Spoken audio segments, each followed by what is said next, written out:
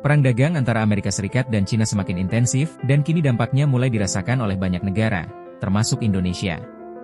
Kebijakan tarif impor yang baru diterapkan oleh Presiden Amerika Serikat, Donald Trump, mempengaruhi ekonomi global, tak terkecuali Indonesia. Menanggapi hal ini, Presiden Indonesia, Prabowo Subianto, dalam pernyataannya di Majalengka pada Senin 7 April 2025, Prabowo mengakui kebijakan itu mungkin memberikan dampak jangka pendek, namun ia optimistis Indonesia memiliki kekuatan untuk bertahan dan bangkit. Menurut Prabowo, setiap pemimpin negara, termasuk Presiden Amerika Serikat Donald Trump, tentu memprioritaskan kepentingan rakyatnya. Karena itu, Indonesia juga harus fokus pada kepentingan nasional tanpa perlu merasa kecewa atau khawatir. Perang dagang kita juga kena, ya kan? Tapi kita tenang, kita punya kekuatan, juga nanti akan berunding. Kita akan berunding dengan semua negara. Kita akan juga buka perundingan sama Amerika. Kita akan menyampaikan kita ingin hubungan yang baik. Kita ingin hubungan yang adil. Kita ingin hubungan yang setara. Jadi kita tidak ada masalah. Resiprokal. Jadi apa yang mereka minta, kalau masuk akal, wajib juga kita hormati. Ya. Pemimpin-pemimpin Amerika memikirkan kepentingan rakyat Amerika. Kita memikirkan kepentingan rakyat kita. Tidak perlu ada rasa kecewa, tidak perlu ada rasa khawatir. Kita percaya dengan kekuatan kita sendiri.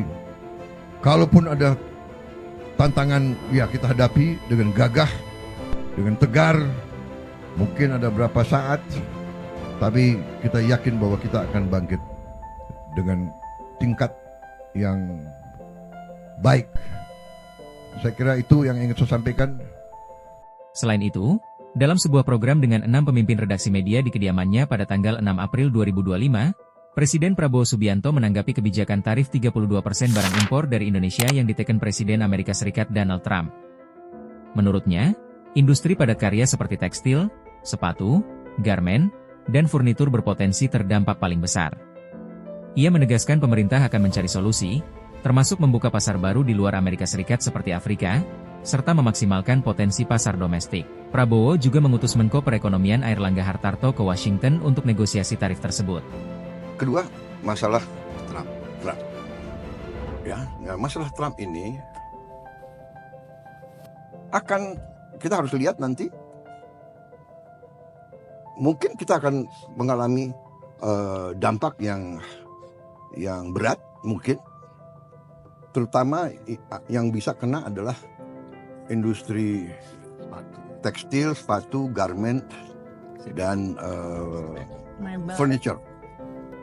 Ya, ini berat karena ini padat karya. Tapi kita akan cari jalan keluar. Kita harus berani mencari pasar baru. Kita ini terlalu manja juga sih. Ya, kita tuh selama ini tertarik oleh ekonomi Amerika, benar, karena ini kan sistem ekonomi yang Amerika ajarkan kepada kita, kan. Saya akan berangkat juga ke Eropa awal Mei. Saya akan ketemu Perdana Menteri Anwar nanti sore.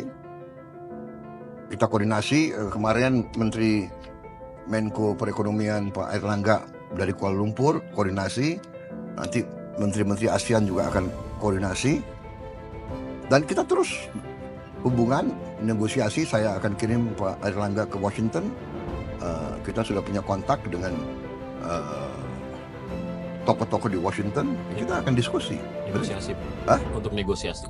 Ya, kita akan negosiasi. Kita bilang, loh.